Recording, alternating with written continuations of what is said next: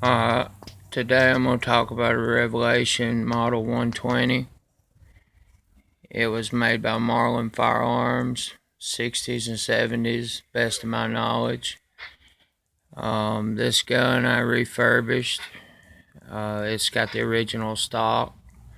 It's not the squirrel stock, but it is the original stock. The trigger is an original style, but not the original trigger to this gun. The guts, as far as the bolt, charging handle, and let me give you a little more light. Also, the feed throat. Sorry about the glare. If you can see in there, we've safety checked it. Bore's empty. Let's see. Alright, bore's empty. This gun I acquired for $10. A local pawn shop buddy of mine. And some things I did to it. It didn't have the inner mag tube, which is down here. You've got an inner mag tube right here. It slides out. It's made out of brass, goes into steel. You load at the bottom here. This is pretty much a Marlin 60, but Marlin made several rifles for several different companies and would brand them with that company.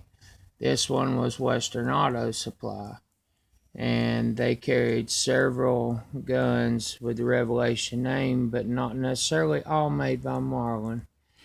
When I refurbished it, I ordered this sight piece, which holds the uh, outer magazine tube and is also the front sight, and it has a set screw here. The one that was on it was damaged. I cleaned the barrel as best I could. It wasn't that bad a shape. I actually have the side elevator. I just forgot to put it in before the video. The only real cosmetic damage is just usual wear and tear right in here where somebody probably had a scope mounted through the years. This particular one is a 74, I believe, if the numbers match up with what I've read. I did do some gunsmithing and modifications. Now, I'm not a gunsmith. I do not recommend anyone to take my advice. This is just strictly a hobby of mine, and I do it for myself. I don't do gunsmithing for anyone else. And if you choose to do gunsmithing for yourself, then you're liable for your own mistakes. This outer magazine tube is off an early 80s model, Glenfield Model 60. Reason why, and I'll show you, I had to come up with a inner magazine tube, which is this brass here. Okay. Well, the original outer magazine tube had the notch for a non-spring loaded magazine tube. Well, this one was spring loaded. Let me get it to the camera. And I just simply took the spring out. The links were the same. The only difference was the outer tube where it mounted, and also that this one had a spring cap on it. Also, as with any Marlin I build, I put a brass follower instead of the plastic ones. They've proven reliable to me, and I've never had an issue with any of the brass followers. They work great. They work better than steel because they don't mar up the brass part of the tube.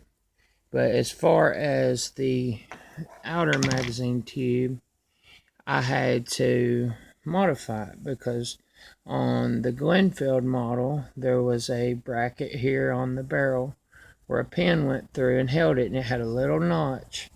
I don't know if you can see that, probably not. I don't have the best camera, but there was a little notch grooved here so that the pin would go through and hold this outer tube onto that bracket, which slid into the barrel. Well, all I simply did was go up here to the end where there's a pin and made that same notch, but made it like the original Revelation tube would have been, and just slid it in, put the pin in, Made sure everything lined up, so that, reason being, on the original Revelation tube, the inner tube, that is the brass one, the pin that you see here is a little bit closer to the end cap than what this one is. So when you put it into the gun, or into the original outer magazine tube, then it wouldn't properly feed right. So I put the Glenfield outer tube in there, and it has the notch for the Glenfield spring-loaded inner tube, which is this one. And so far, I've had no issues. I did have to do some spring work as far as in the feed throat of this gun. I had to do some extensive cleaning. Like I said, it was a $10 rifle, and after ordering a $10 brass follower, already had the inner and outer mag tube on hand on some parts rifles. So all in all, I've got about 20 bucks in this, if you count, well, about 30 if you count for the trigger I had to order. The guy I got it from had parted some of the parts out, but it's the original, I guess aluminum's probably what that is, and the steel trigger here, and I had this proper screws for it, and so I've had really no issues out of this gun. I mean, all in all, it's a Marlin Model 60. All the parts in this gun are interchangeable with Marlin Model 60s. They made a few changes through the years as far as the bolts and the feed throats, the hammer designs.